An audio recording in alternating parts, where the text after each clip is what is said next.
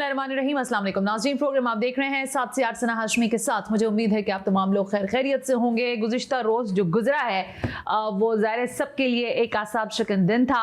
बहुत ज़्यादा सूरत हाल ऐसा लग रहा था कि हाथ से निकल रही है, लेकिन बहरहाल कल एक अहम तरीन दिन था, पाकिस्तान की तारीख़ का अहम तरीन दिन था। वज़ीर आज़म जो थे साबिक़ इमरान खान साहब, उनके ख़िलाफ़ अदम एतमाद की तहरीक मौजूद थी ऐवान के अंदर और उस पर काफ़ी लिए दिए हो रही थी।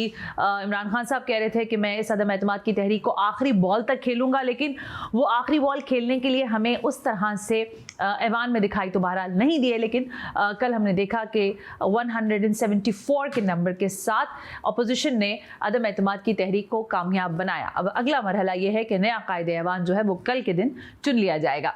इस सारी सिचुएशन के दौरान अब कुछ और नए अबहाम, नई कानूनी पेचीदगियाँ सामने आ गई हैं। इस पर ज़रूर बात करना अहम है, लेकिन शायद मैं अपने इब्तिदाइया में ये कहना अहम समझती हूँ कि इस वक्त जो पूरा निज़ाम एक आजमाइश से गुजर रहा है, इससे बहरहाल निपटने की बहुत शदीद ज़रूरत है, क्योंकि जो अवाम पाकिस्तान से मुंसलिक मामलात हैं, जो उनके मसाइल हैं, जो उनकी परेशानियां हैं, वो हम देख रहे हैं कि उससे मुसलसल पहलू तही की जा रही है।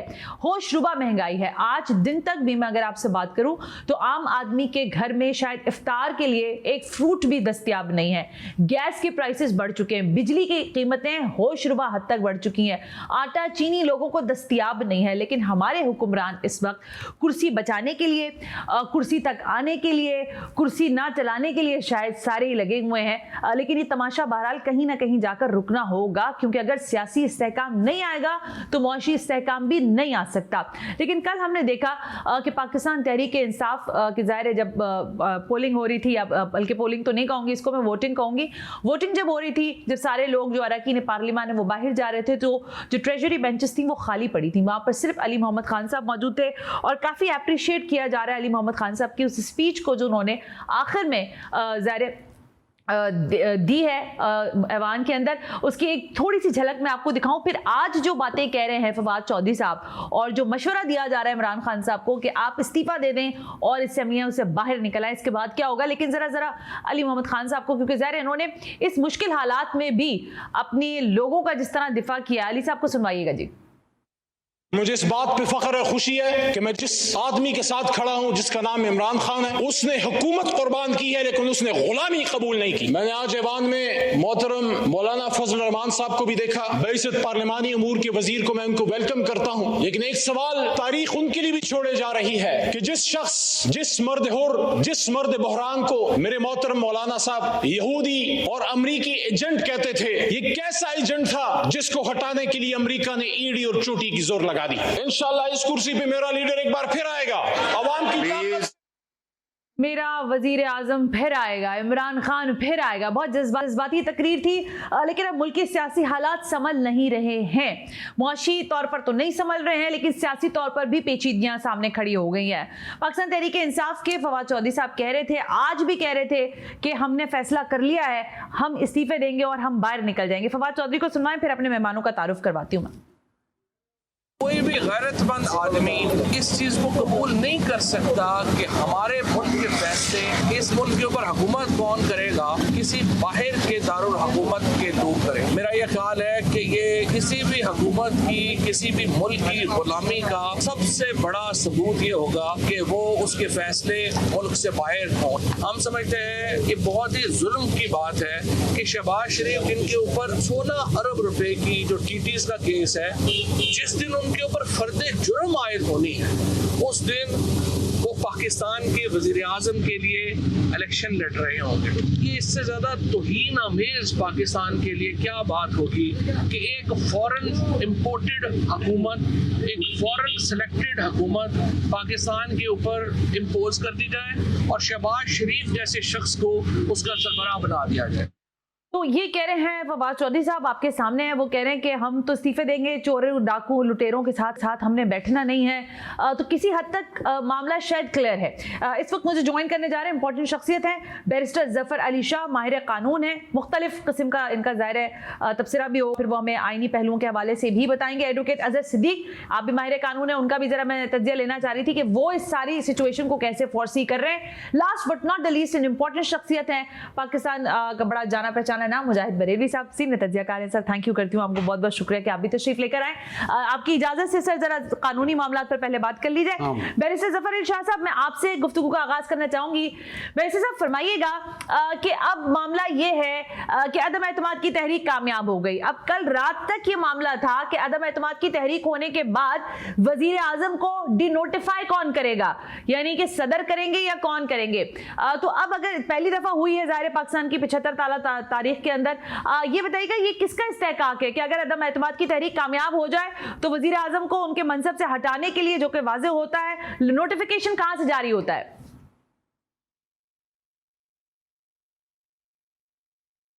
बैरिस्टर जफर अली शाह।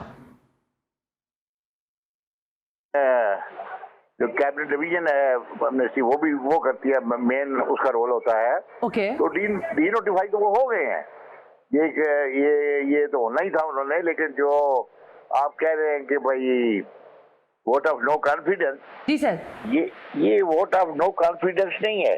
अच्छा, ये पाकिस्तान की 12-13 जमातें जो कि सटूज थी किसी और ताकत की, तो उन्होंने ये मिलकर इतना बड़ा ड्रामा खेला जो, और इतना नेकेड ड्रामा है जिसको पूरी दुनिया ने देख लिया है। अच्छा, पूरी दुनिया ने समझ लिया है। और जिस अदम एतमाद का इनिशिएटिव वाशिंगटन से हो, अच्छा, और अमेरिकन गवर्नमेंट जो कि एक दुनिया की बड़ी ताकत है, वीटो पावर है, उन्होंने बरमला खुला कोई, ये आप दिस इज ओपन सीक्रेट, ये कुछ छुपी छिपाई बात नहीं है। अच्छा। लेकिन उन्होंने हमारे मुल्क के साथ और हमारे मुल्क के अंदर जो दलाल बैठे हुए थे अमेरिकन गवर्नमेंट के, मैं समझता हूँ कि उन्होंने बहुत बड़ा जुल्म किया अपने मुल्क के साथ, अपने मुल्क के पॉलिटिकल सिस्टम के साथ। वो चाहे किसी रंग में भी थे, चाहे किसी कपड़े में भी थे, खाकी थे या सफेद कपड़े थे उनके, लेकिन उन्होंने बहुत बड़ा एक जुल्म और जुर्म किया है कि उन्होंने अपने मुल्क के अंदर एक जमहूरी गवर्नमेंट, जिसको बिलावल साहब कहते थे, सिलेक्टेड है। अब क्या मैं बिलावल साहब से और जरदारी साहब से और शहबाज साहब से पूछ सकता हूँ कि अब आप बताएं, आप इलेक्टेड हैं? आप तो सिलेक्टेड से भी कुछ आगे गुजर गए हैं, आप तो स्टूडेंट्स हैं। तो इसलिए मैं समझता हूँ कि ये इतना बड़ा डिजास्टर हुआ है हमारे मुल्क में। डिजास्टर कह रहे हैं बैरिस्टर साहब आप? ये भी याद रखिएगा कि हमारे मेरे बड़े मोहतरम हैं जफर अली शाह साहब, इनका एक बड़ा मशहूर केस है जफर अली शाह साहब, जी बड़ा केप का, उसने तारीख का बहुत बड़ा हिस्सा है, वो बड़ा रोकने की कोशिश करी, लेकिन शाह साहब नहीं हुए। और उससे ज्यादा जो रोल है, सॉरी टू से, अब तो कहने में हर्ज नहीं है कि रात साइलों में तो सुप्रीम कोर्ट के दरवाजे दिन को नहीं खुलते, शाम को रात को 12 बजे सुप्रीम कोर्ट खुलती है, इतवार के दिन खुलती है, जजेज हजरात बैठते हैं। शाह साहब, ये तो आपने कभी सुना है इस तरीके से? कौन सा ऐसा बुरा? मैं तो दुनिया का आदमी हूँ, मैं तो रोजाना वहां पे जाता हूँ, लेकिन ये अंधेर नगरी हमने पहली दफा देखी है कि रात को 1-1 बजे हाई कोर्ट के दरवाजे भी खुल रहे हैं और सुप्रीम कोर्ट के दरवाजे भी खुल रहे हैं। क्या is this A political system? ये पॉलिटिकल सिस्टम है, ये हमारा आइन है, ये आइन का तकद्दस है। बैरिस्टर साहब, मैं आपकी तरफ दोबारा आती हूँ, जरा मुझे थोड़ा सा तवक्कुफ कीजिएगा, मैं जरा शामिल गुफ्तगू करूँ। अजहर सिद्दीक साहब, अजहर साहब ये फरमाइएगा कि अब मामला ये है कि पाकिस्तान तहरीक इंसाफ कहती है कि ठीक है, कल हो जाए कायदे ऐवान का भी फैसला और उसके बाद हम इस्तीफे देते और बाहर निकल जाते हैं असेंबलियां। उसके बाद किस तरह आईनी मुद्दत तो पूरी नहीं होगी, इसका मकसद है फिर आपको अल्टीमेटली इलेक्शन की तरफ जाना होगा। क्या आईनी बहरान देख रहे हैं आप? बहुत शुक्रिया जी। बुनियादी तौर पर अगर आप देखें, पाकिस्तान तहरीक इंसाफ के 156 के करीब वोट है, बहुत बड़ी तादाद है, और ये मौका भी आना था कि 56 वाला सीटों वाला जो है वो सारे सिस्टम को हाईजैक करके और हुकूमत बनाने जा रहा है। बहरहाल हुकूमत तो बन गई उनकी, और सुबह वो डेफिनेटली इलेक्ट भी हो जाएंगे, कागजात नामजदगी मंजूर भी हो गए। दूसरा जो इशू चैप्टर है ना, यहाँ मेजॉरिटी सिंपल चाहिए कोई भी कानून साजी करने के लिए। ठीक बात। तो जब तक 172 सीटें कायम हैं तो असेंबलियां तो डिसॉल्व नहीं हो सकती। बाकी जितने भी हैं, मिसाल के तौर पर पाकिस्तान तहरीक इंसाफ, एक पॉलिटिकल एलिमेंट बताने लगा, एक कानूनी और एक लीगल और कॉन्स्टिट्यूशनल पर्सपेक्टिव बताना है आपको। यानी इस्तीफा दे देंगे आप, तो इस्तीफा दे दिया, लेकिन इस्तीफा देने से आपको फर्क नहीं पड़ेगा। उसकी जगह कानूनी तौर पर, आइन के तौर पर, आइन के आर्टिकल 224 वगैरह सारे अगर पढ़ लें हाँ। तो उन पे ज़िमनी इलेक्शन होगा। वो एक अलग बात है, खर्चा क्या होना है, बहुत खर्चा होगा, ठीक ये है। बराबर तकरीबन जनरल इलेक्शंस के करीब चला जाएगा। वो पॉलिटिकल एस्पेक्ट है, लेकिन हमारे आइन के अंदर ऐसी कदगन कोई नहीं है। आपको सिंपल मेजोरिटी चाहिए, यानी एक MNA है, शहबाज शरीफ साहब ही हैं, जी शहबाज शरीफ साहब सिंपल मेजोरिटी से अगर बन जाती है, मिसाल के तौर पर आर्टिकल 91 के तहत मुंतखब भी हो जाते हैं, तो इनको वोट ऑफ नो कॉन्फिडेंस लेने का सदर कहते हैं, तो 172 है, अगर वोट नहीं होंगे तो फिर असेंबलियां डिसॉल्व हो जाएंगी। यानी अंदर ये हाउस के अंदर बैठकर आपको ये मैनेज करना चाहिए, जिस तरह उन्होंने कहा किया है उस तरह आप बैठकर मैनेज करें, बंदे अपने साथ मिलाएं, और मिलाने के बाद प्रेसिडेंट अगर वोट ऑफ कॉन्फिडेंस लेने के लिए कहे और शहबाज शरीफ ना ले सके तो फिर आप जा सकते हैं अपना डिसॉल्व होने की तरफ या नया कायदे वाहन। अभी फिलहाल उससे फर्क नहीं पड़ता, सुबह ये असेंबली में आप डिसॉल्व कर दें, लेकिन उस वहां भी इलेक्शन हो जाएंगे जहां जहां इलेक्शन होने हैं। लेकिन हाँ, वहां पर ऐसा होगा KPK के अंदर, क्योंकि KPK में आपकी तादाद ज्यादा है, जी तो वहां अगर आप ज्यादा इस्तीफे दे देंगे तो मेजोरिटी से ज्यादा हो जाएगा, तो वो ऑटोमेटिकली डिसॉल्व की तरफ चला जाएगा। पंजाब के अंदर भी आपके मुनर्रफ अरकान भी अगर सारे इस्तीफे दे देते हैं तो सिंपल मेजोरिटी से ज्यादा है तो फिर असेंबलियां डिसॉल्व हो जाएंगी। अगर सिंपल मेजोरिटी के करीब लोग मौजूद हैं तो फिर शायद असेंबलियां डिसॉल्व ना हो जाए। अच्छा, ये बड़ा कानूनी नुक्ता था इसलिए मुझे पूछना था, लेकिन अब एक सदा ये भी आ रही है कि सदर की कुर्सी भी खतरे में है। मैं जाती हूँ ब्रेक पे। मुजाहिद साहब, आपको क्या लगता है कि सदर के मामले पर क्या रवैया इख्तियार करेगी कल कायदे ऐवान चुनने के बाद? देखिए, मैं इसका जवाब अगर मैं दे दूं आपको। अच्छा, बिल्कुल अजय सिद्दीक साहब। शाह साहब को करें। अच्छा देखिए, सदर का ओहदा जो है ना, ये इतना प्रोटेक्टेड है, ये वजीर आजम की तरह नहीं है कि इधर से बंदे उठाए उधर ले गए। सदर को इम्पीच करना है और इम्पीच होना है मिसकंडक्ट के ऊपर, और 2/3 अक्सरियत चाहिए। तो ख्वाब दिखाया ना मौलाना फजलुर रहमान को, तो प्लेट में रख के दे देंगे, इतना आसान काम नहीं है। अच्छा। 2/3 अक्सरियत चाहिए आपको पार्लियामान के अंदर, तो 2/3 अक्सरियत आएगी, फिर बाकायदा मिसकंडक्ट का आपको साबित करना पड़ेगा, फिर उसकी हेयरिंग होगी, मिसकंडक्ट अगर साबित करेंगे तो फिर इम्पीच करेंगे। तो सदर, मैं नहीं समझता इस्तीफे के अलावा सदर को निकाला जा सकेगा। चलें एक ब्रेक ले लेते हैं, फिर मेरा ख्याल है मुजाहिद साहब फिर वापस आते हैं। तो अब पाकिस्तान तहरीक इंसाफ इस्तीफों के मामले पर, जैसे अभी हमने कानूनी पेचीदगी सुन ली, इसी को आगे डिबेट करते हैं। मुस्तकबिल क्या होगा? इमरान खान साहब ने क्या खोया और क्या पाया? ऑपोजिशन के हाथ क्या कुछ लग गया है? Right after this break, you watching 7 से 8।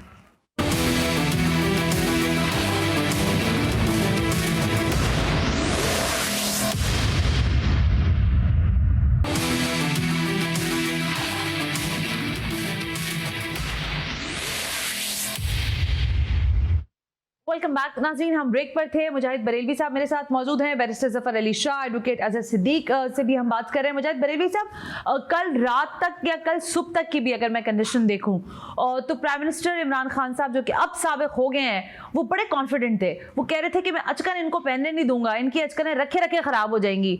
तो ये रातों रात क्या हुआ है? क्या ऐसा हुआ कि ये सब कुछ हो गया? अजहर भाई तो हैं ही, लेकिन आपको नहीं पता, ज़फ़र अली शाह साहब एक पूरा इंस्टीट्यूशन, एक अथॉरिटी हैं, और इन्होंने जो कड़े वक्त में साथ दिया। बल्कि जब हम नया टीवी आया था, मैं शाह साहब से खूब लड़ाई करता था। हाँ। बड़े उसूल पसंद, और मैंने कहा ना, मुझे अच्छा मौका मिल गया आपके कि मैं इनको खराज तहसीन पेश कर सकूं। मुझे खुशी हुई कि शाह साहब मौजूद हैं, और इनके साथ के मौजूदगी में बोलते हुए वैसे भी ज़बान झिझकती है, लड़खड़ाती है। मैं ज़रा इसके पॉलिटिकल पहलू कह दूँ, और वो ये शाह साहब एग्री करेंगे कि जिस तरह भुट्टो साहब को आखिर तक देखें जी, मैं और गार्डेड वर्ड इस्तेमाल करता हूँ, पाकिस्तान में इक़्तिदार की मुंतकली, किसी को गिराया या बनाने में एक गेम प्लानर होते हैं, उनके बगैर इस तरह नहीं होता।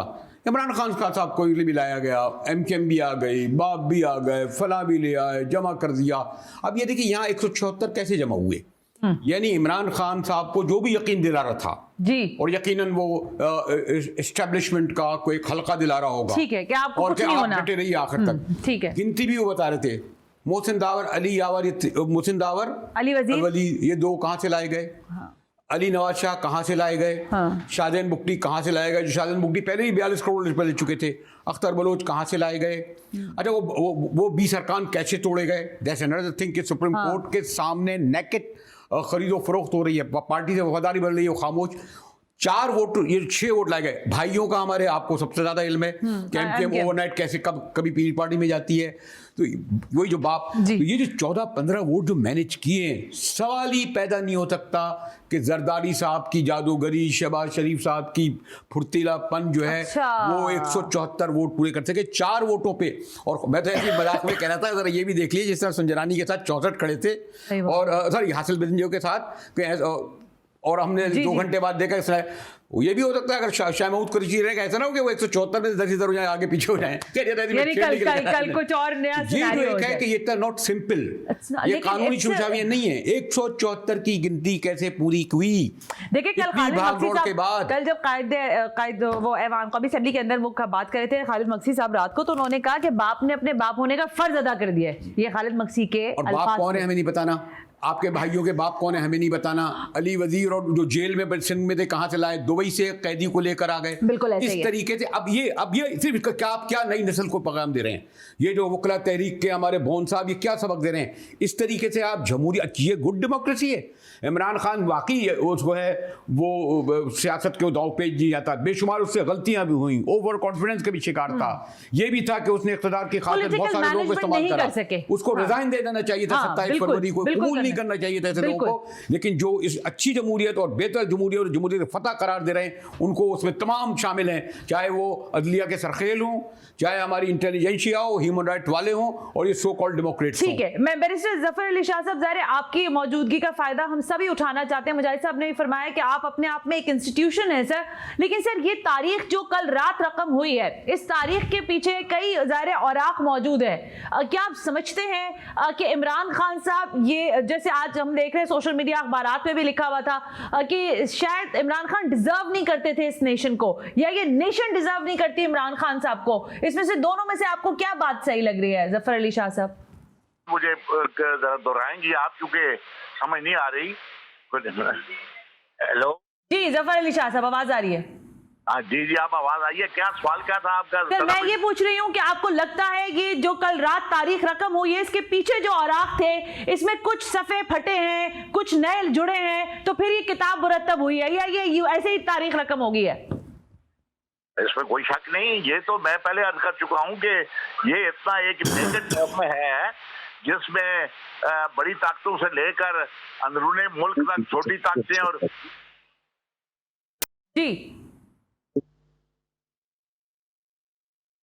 जी जफर अली शाह साहब, आप मुझे सुन सकते? जी नहीं, ये इसके तो बड़े आफ्टर शॉक्स होंगे, बड़े कॉन्सिक्वेंसेज होंगे इसके। अच्छा। ये कोई इतनी मामूली बात नहीं है कि ये इस तरह डाइजेस्ट कर जाए। बहुत बड़ी कौम है ये अलग बात है कि पाकिस्तानी कौम को लेट डाउन करने की कोशिश की गई है। पाकिस्तानी कौम को एक पूरी दुनिया में एक खिलौना के तौर पर पेश किया गया है, लेकिन ये इसके बड़े कॉन्सिक्वेंसेज हैं। सना भी आप देखेंगे, क्योंकि इस हरकत ने, इस एक्ट ने, इस ड्रामे ने हमारे मुल्क के पॉलिटिकल सिस्टम को, हमारे मुल्क के अदालती सिस्टम को, हमारा अदालती सिस्टम नंगा हो गया है, हमारी अदालतें नंगी हो गई हैं, हमारा सियासी निज़ाम धड़ाम होकर गिर गया है। उसका पता ही नहीं है कि वो कौन इसको चला रहा है और कैसे चल रहा है। और बाज़ लोग कह रहे हैं कि जनाब आइन की बड़ी सुपरमेसी। कौन से आइन की सुपरमेसी आपने की है? आइन को तो इन्होंने बूटों के नीचे राउंड कर फेंक दिया है नाला लेई में। बहुत काबिल अफसोस बात है, आज पूरी कौम दुखी है। अच्छा, जफर अली शाह साहब ये फरमाइएगा कि मैं जरा ये नुक्ता बिल्कुल क्लियर करना चाहती हूँ कि कल अगर कायदे ऐवान के इंतखाब के बाद पीटीआई, जो अभी अजहर सिद्दीक साहब फरमा रहे थे, वही आपका भी नुक्ता है, अगर ये इस्तीफे दे देते हैं तो फिर ज़िमनी इलेक्शन की तरफ जाना होगा, या फिर ये हो सकता है कि असेंबलियां डिसॉल्व हो, या फिर सदर की इम्पीचमेंट आप देख रहे हैं? देखिए जी, हमें ये नहीं पता कि पीटीआई ने क्या फैसला किया है या इमरान खान साहब ने। हाँ जी। लेकिन अगर उसमें ये ऑप्शन इस्तेमाल करते हैं वो कि वो रिजाइन देते हैं, तो रिजाइन वो फिर सिर्फ नेशनल असेंबली की इन सीटों से तो नहीं होगा जो ये 140-50 सीट जो है, वो रिजाइन तो फिर ये भी होगा, पंजाब में भी होगा, सिंध में भी होगा और केपीके में भी होगा। जब इतनी बड़ी तादाद जो इलेक्टेड है, जो वही तो मैं यही तो कहना चाह रही हूँ कि इतनी बड़ी तादाद में सर जिमनी इलेक्शन होंगे, यानी 156 सीटों पर पहले अलग होंगे, फिर उसके बाद जो सूबाई रशिस थे उस पर। ये एक बड़ा $100 बिलियन का क्वेश्चन है कि जब मुल्क में इतने बड़ी सीटें खाली होंगी और वो रिजाइन दे जाएंगे, तो फिर जो साहब इक़्तिदार लोग हैं या बड़े अपने आप को वो समझते हैं कि वो क्या सोचते हैं और वो क्या करेंगे, वो उन पर है। लेकिन मेरा ख्याल है कि अगर ये रिजाइन देंगे तो फिर पूरे मुल्क में तमाम इंतखाबात होंगे और तमाम असेंबलियां जो हैं वो डिसॉल्व हो जाएंगी या करा दी जाएंगी। ठीक है, जफर अली शाह साहब हमारे साथ ही रहिएगा, लेकिन मैं अजहर सिद्दीक साहब आपकी तरफ आती हूँ। मुजाहिद बरेलवी से पहले एक सवाल कर लूँ। मुजाहिद साहब, अब जो सिचुएशन जैसे जफर शाह साहब बता रहे हैं, जफर अली शाह साहब, ये मुझे ऐसी फीलिंग्स आ रही हैं कि ये अनार्की की तरफ चीज़ें जाएंगी। देखें, इलेक्शन होना भी इतना आसान नहीं होगा। अगर इस्तीफे दे देते हैं फिर ये सारी प्रैक्टिस तो बिल्कुल बेकार साबित होगी। ये तो सिंपल भी इलेक्शन हो सकते हैं। मैं आपके साथ जैसे शरीक मेज़बान होकर अजहर सिद्दीक साहब के लिए ज़रूर कहूँगा, अजहर साहब के इसमें यहाँ तक ज़रूर इमरान खान साहब को या प्राइम मिनिस्टर को ब्लेम जाएगा कि उन्होंने इक़्तिदार की खातिर साबिका और पता नहीं उनके गिर्द जो एक ख़ास नॉन पॉलिटिकल गैर संजीदा एलिमेंट जो मफादात उनके वाबस्ता होते हैं, उन्होंने रोके रखा कि रिज़ाइन न दें। और फिर आपको इल्म है कि जो एक फ़ोन पर या कॉल पर या कान में कहा जाता है नहीं डटे रहो, भुट्टो साहब के साथ भी हमने देखा इसी तरह हुआ, बाकी लोगों के साथ भी। तो इमरान खान साहब को ये, और मुझे याद है कि अभी 6 माह पहले जब खान साहब से यहाँ मुलाकात हुई तो उन्होंने उन लोगों से कहा कि मुझे शायद पिछले साल ही इक़्तिदार छोड़ना चाहिए था। आप नहीं समझते अजहर भाई कि 27 फरवरी जिस दिन बहुत बड़ा कहते हैं तारीखी जलसा हुआ, उस दिन इमरान खान जहाँ बैरूनी साजिश उसके साथ वो जो और उन्होंने डिटेल में बताया वो बताकर रिज़ाइन दे देते, तो आप नहीं समझते कि आज वो बेहतर पोजीशन में होते? और ये सब कुछ जो बाद में हुआ, मुझे लगा उससे उनको शायद डैमेज हुए होंगे या उनके लोगों को मायूसी होगी, उनके फॉलोअर जो बहुत बड़ी तादाद में थे और हो सकते हों। अजहर साहब, अच्छा देखें मुजाहिद साहब, आपने $1 मिलियन एक बात कही है। ये तारीखी तौर पर होता है कि सही वक्त पे सही फैसला ले लिया जाए, इसमें कोई शक नहीं है। 8 फरवरी को वोट ऑफ नो कॉन्फिडेंस आया, उसी दिन असेंबली का इजलास बुलाने की करारदाद आई। वोट ऑफ नो कॉन्फिडेंस उस वक्त टेबल किया जाता है जब असेंबली काम कर रही हो। तो 8 तारीख को अगर आया तो 7 दिन अगर गए, वो तो 15 तक खत्म हो जाना चाहिए था। जैसे ही वोट ऑफ नो कॉन्फिडेंस आया, ये बहुत तेजी से दिया गया। पीछे इंटरनेशनल कंस्पिरेसी है and I have number of reason to believe कि वो कई चीजें मेरे साथ इस पर मौजूद है। मैं इसलिए सुप्रीम कोर्ट में गया कि इसकी इंक्वायरी और इन्वेस्टिगेशन होनी चाहिए। इनके पास 28 तारीख तक टाइम था, 28 मार्च तक, जब असेंबली में बकायदा वो टेबल हुई। उस टेबल होने से पहले, लीव मिलने से पहले असेंबलियां तोड़ी जा सकती थी, और उस वक्त असेंबली अगर तोड़ देते तो ये मसाइल उनके लिए पैदा ना होते। तो वजह है कि आसपास कुछ लोग ऐसे थे जिन्होंने मशवरा गालबन ठीक नहीं दिया, उसकी वजह से ये प्रॉब्लम है। जब ज़हनी तौर पर आपका ज़हन बन गया, नजर आ रहा है कि इंटरनेशनल कंस्पिरेसी है और सारी चीजें, वो सिर्फ शायद इसलिए इंतजार करते रहे कि मैं इंटरनेशनल उस कंस्पिरेसी को अनवेल करने के लिए जो मौजूदा तरीकाकार था वो भी नहीं कर सके। सेडिशन का पर्चा देना चाहिए था जब सिंध हाउस में लोग आ गए, लेकिन नहीं दे सके। कमीशन ऑफ इंक्वायरी एक्ट बनाना चाहिए था, वो बाद में बनाया, वो पहले बनाना चाहिए था। और साथ ही अगर असेंबली डिसॉल्व कर देते तो ये मसाइल ना आते। अब ये वजह ये है कि ये सारे चाह रहे थे अर्ली इलेक्शन का। सुप्रीम कोर्ट के सामने जब 7 तारीख को मामला जजमेंट के लिए उठ के गए, लिखने से पहले ये कंसेंसस तकरीबन हो गया था कि इलेक्शन की तरफ कोर्ट जाने का, कह रहे थे कि वो छोड़ दें, वो गैर कानूनी है। लेकिन चूंकि इलेक्शन कॉल हो गया तो इसलिए आगे की तरफ जाया जाए बात। लेकिन यहाँ ये सारे बैकफुट पे इसलिए गए कि ये अर्ली इलेक्शन अपोजिशन से कोई नहीं चाहता। चाह क्या रहे हैं कि ये आएंगे, आकर आ जाते हैं, आकर अभी कल से देखिएगा ट्रांसफर, पोस्टिंग, बहुत ढेर सारी फंड की एलोकेशन, ये सारा करेंगे। फिर चेयर नैब को डाइल्यूट करेंगे, ईवीएम के ओवरसीज के हवाले से वो खत्म करेंगे। फिर मेंबर 2 पड़े हैं इलेक्शन कमीशन के, वो लगाने हैं उन्होंने, वो करेंगे। और जिस इदारे के बारे में बातें हो रही हैं, कल उनको याद रखिएगा, ये इकट्ठे होकर उनको अपना लेके आएंगे महकमा दाखिला के नीचे। अब ISI को याद रखिए, मैं साफ कह देता हूं आपको, फिर यही बात खत्म नहीं होगी, ये आगे जाएंगे, आगे जाके नवाज शरीफ साहब को वापस लाया जाएगा? नवाज शरीफ साहब की वापसी होगी? आप दोनों से शाह साहब थे, क्योंकि नवाज शरीफ साहब जो कुछ लंदन में बैठकर कहते रहे हैं, और कहा यह जाता है कि जब किसी को बाहर निकाला जाए तो वो इदारे उनको वापस नहीं आने देते। तो क्या मियां साहब के आने के लिए ग्राउंड तैयार हो गया है? देखिए, मैं अगर मुझसे आप पूछते हैं तो मैं तारीखी बात बताने लगा। मुजाहिद बरेलवी साहब आपके ही बातों गवाह हैं। जुल्फकार अली भुट्टो साहब हम कहते रहे कि वो गद्दार हैं, वो मुल्क से निकल ना सके। नवाज शरीफ को मुहब्बे वतन कहते रहे, ये 99 में निकल के गया और वापस भी आ गया, अब फिर निकल के गया तो वापस इसने फिर आ जाना है। कानून में मैं बताऊं आपको वजह क्या है कि हुदैबिया केस की मिसाल भी आपके सामने मौजूद है। हुदैबिया केस साइड पर रखा, खुद आए, जब खुद सिस्टम के अंदर आए उस केस को खत्म कराया। अब ये खुद आ जाएंगे, पहले क्या गिरफ्तारी दे देंगे ना 2, 4, 10 दिन की, महीने की, और उसके बाद क्या होगा, उसके बाद बैठकर मैनेज करके जो भी कब कहेंगे, जो भी एक शक्ल बनाएंगे, ये केसेस फिर खत्म कराएंगे। गवर्नमेंट आने का मकसद क्या है? ठीक है, लेकिन ये तो हुआ है, लेकिन मेरा ख्याल है शायद मैं, आप लोग तो मुझसे बहुत सीनियर हैं, तीनों शख्सियात, उनके सामने मैं कह नहीं सकती, लेकिन इमरान खान साहब भी जिस तरह आए थे, जिस तरह लाए गए थे, जितनी बातें उस वक्त हो रही थी, इसका मकसद है कि हर दफा ही हमारे जो लोग आते हैं, सियासतदान आते हैं, उनके पीछे हाथ कार फरमा होते हैं, तो अगर जाते हुए वो हाथ पीछे हट जाते हैं तो फिर शायद इस तरह की अबहाम और इस तरह के तबसरे और तज्जिए आना शुरू हो जाते हैं। लेकिन एक ब्रेक में शामिल करती हूँ, इस ब्रेक के बाद जरा मैं पूछती हूँ कि पाकिस्तान का सिस्टम कैसे चलेगा अगर ये सारे लोग अपनी खींचातानी में लगे हुए हैं। यानी ऑपोजिशन कह रही है हम, हुकूमत कहती है हम, लेकिन अवाम इस बीच में कहां है, जमहूर कहां है? जरा उसकी बात करते हैं इस ब्रेक के बाद।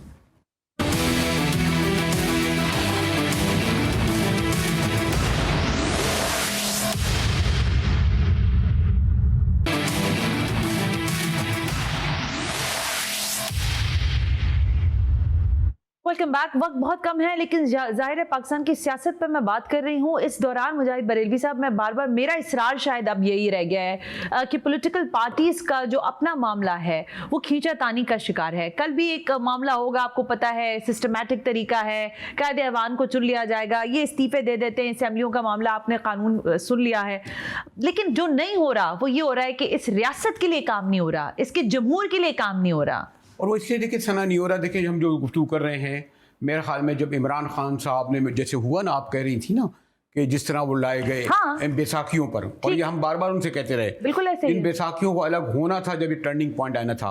और जब इमरान खान साहब को ये इल्म हो गया था कि उनके 22 अरकान उन्हें छोड़ चुके हैं, तो उन्होंने उसके बाद इस बात की क्यों कोशिश करी कि दर पे उन्होंने खटखटाया। उसी दिन उन्हें समझ लेना था कि ये 22 अरकान किसके कहने पर लगे हुए हैं। MQM जो इनकी इत्तेहादी है 3.5 साल तक, या बाप ये क्यों इनको छोड़ के जा रही है, सब मैनेज था, सब मैनेज। और मैं आज आपको बता दूं, अजहर साहब आपको बता भी देंगे, जिस तरह जुलाई में हुआ था ना भुट्टो साहब का, जनरल चिश्ती को मार्च में इन लोगों ने मैनेज कर लिया था। चिश्ती, इनकी मीटिंग हो चुकी थी कि हम भुट्टो साहब को किस तरह निकालेंगे। वो रफ़ी रज़ा वाला वाक़या भी बड़ा मशहूर है, मैं तो दोबारा पढ़ रहा था, इफ आई एम असैसिनेटेड, मुझे तो लग रहा है ये पॉलिटिकल असैसिनेशन कि इसी तरह वो लोग करते हैं। 40 साल में भी चेंज नहीं हुए हैं, और वो ये क्योंकि वो 100 साल 150 साल से अंग्रेज ने सब कुछ बचा चुके हैं। ये हमारी इदारों के बैकग्राउंड को मैं बैक कर रहा हूँ, किसी पर्सन को मैं नहीं कह रहा। तो ये जो कुछ किया है, ये कैसे भोले भाले हैं कि अगर ये हिस्ट्री नहीं पढ़ते या हिस्ट्री को देखते नहीं, अपने सामने देख रहे हैं क्या हो रहा है, और उसके बावजूद उसके बाद भी अगर खान साहब कॉन्फिडेंस का शिकार थी, ये नहीं होने दूंगा, तो सॉरी टू से, अल्लाह उनको महफूज रखे, ना उनका वो वाला अंजाम करे। लेकिन इसमें मैं बिल्कुल मासूम, जैसे अगर ना पाकिस्तान का सिस्टम कभी रहा इस तरह, ना ऐसा हुआ, तो इमरान खान के साथ अगर हुआ तो कम से कम मुझे सॉरी टू से इस स्टूडेंट को हैरत नहीं आती। देखिए मामला यही है अजहर सिद्दीक साहब, अब हम शायद, मैं तो बड़ी आगे हद तक बात करना चाहती हूँ, लेकिन ज़ाहिर हमारी भी जबाबंदी हो जाती है कुछ चीज़ों पर, मामलात पर। पार्टीज कैसे बनती हैं, चाहे वो बाप हो या दीगर और पार्टीज हो। मुस्लिम लीग काफ की हिस्ट्री आप देख लें, क्यों बनी मुस्लिम लीग काफ, और आज तक किस तरह से कामों में लाई जाती है मुस्लिम लीग काफ, ये भी हमें पता है। तो सर, ये जो पॉलिटिकल मैनेजमेंट होती है, आपको लगता है कि इसकी समझ नहीं रख पाए इमरान खान साहब? क्योंकि जब उनको लाने के लिए ये बैसाखियां दी गई थी, तो उनको जाने के लिए भी इन्हीं बैसाखियों से अलहदा होना बहुत जरूरी था। देखिए, इमरान खान का केस जरा बाकी सियासी जमातों से बहुत मुख्तलिफ है। बाकी सियासी जमातों की लेगेसी अपनी रही है। इमरान खान साहब ने ये सफर कोई 22-24 साल में कवर किया है, और उतार चढ़ाव सारे देखे हैं, ये सारी कुछ चीजें उन्होंने देखी हैं। वो शायद ये समझ बैठे कि ये अवाम की जो बैसाखियां हैं, इस पे शायद अपने आप को खड़ा कर पाएंगे। अगर अवाम की बैसाखियों पे खड़ा होना था तो फिर इलेक्टेबल लाने की जरूरत नहीं थी। जब आप इलेक्टेबल्स लेके आ गए तो आपने उनके साथ महीने मिन्नत हो गए, फिर कोलिशन पार्टनर्स को भी साथ मिला लिया। या तो आपकी इतनी मेजोरिटी थी कि आपकी गवर्नमेंट सस्टेन कर जाती, जब आपकी बैसाखियां इन लोगों के सर पे थी, तो आपको फिर ये इन चीजों को सामने रखकर ठीक चलना चाहिए था। और दूसरा है कि जब आपने ये काम, फिर डिसीजन आपको बहुत सही लेना चाहिए थी। आपका 3-4 डिसीजन आपके ऐसे हैं। उस्मान बुज़दार का जो डिसीजन है दैट वाज एब्सोल्युटली रॉन्ग और वक्त ने साबित किया आपके सामने। फिर आपके पास जो पॉलिटिकल इंजीनियरिंग करने वाले लोग, जो पावर पॉलिटिक्स में रखने वाले लोग थे, जहांगीर तरीन ले लें आप, अलीम खान ले लें आप, उनको आपने अपने पास से दूर कर Lose दिया। किया, हाँ। अब भाई आप या तो ईमानदारी का एक निजाम या तो दो है, जिस दिन अक्सरियत आपके पास आ जानी थी ना, तो फिर आप इस तरह खेलते। ये तो आप पॉलिटिक्स में रहने के लिए आपको पंजाब अपना वैसे कहते हैं, जब आप क्रिकेट खेल रहे हैं ना, तो पंजाब को थोड़ा सा ऊंचा नीचा कुछ करना पड़ता है। अब आपको पता है बॉल टेम्परिंग करनी पड़ती है, आपको पता है कुछ ऐसे हालात और मैं तो वाकया सर देखने इसको पड़ते जरा हैं। ये शुगर सीखना कोटेड है। कर देना, पॉलिटिकल मैनेजमेंट करनी पड़ती है, लोगों की सुननी पड़ती है। हाँ। इसमें कोई शक नहीं है। वजह ये है कि जब देखिए, जब आप एक डिसीजन, जब कमजोर डिसीजन आप लेते हैं, अगर मिसाल के तौर पर कोई डिसीजन आपने रात भी लेने थे, तो ये डिसीजन आपको बहुत पहले लेने चाहिए थे। ये जो 11th आवर पे रह के जब आप कमजोर हो गए, वो ऐसा डिसीजन लेंगे। सॉरी, मैं बिल्कुल, वक्त मेरे पास खत्म हो गया। लास्ट 30 सेकंड्स में शाह साहब से एक लाइन पूछ लें। शाह साहब, मुस्तकबिल क्या समझते हैं कि दोबारा इमरान खान कम बैक कर सकते हैं या नहीं कर सकते हैं? This is the first and the last. Shah साहब, बैरिस्टर जफर अली शाह साहब नहीं है, मुजाहिद बरेलवी साहब। आई हैव डाउट कि अगर जिस तरह वो निकाले गए हैं उस तरह फिर उनके वापस आने के इम्कानात मुझे बहुत कम लगते हैं। Well, thank you very much. बहुत बहुत शुक्रिया Mujahid Barelvi, advocate Azhar Siddiq, last but not the least barrister Zafar Ali Shah. आज के प्रोग्राम से सना हाशमी को इजाजत दीजिए। अल्लाह हाफिज।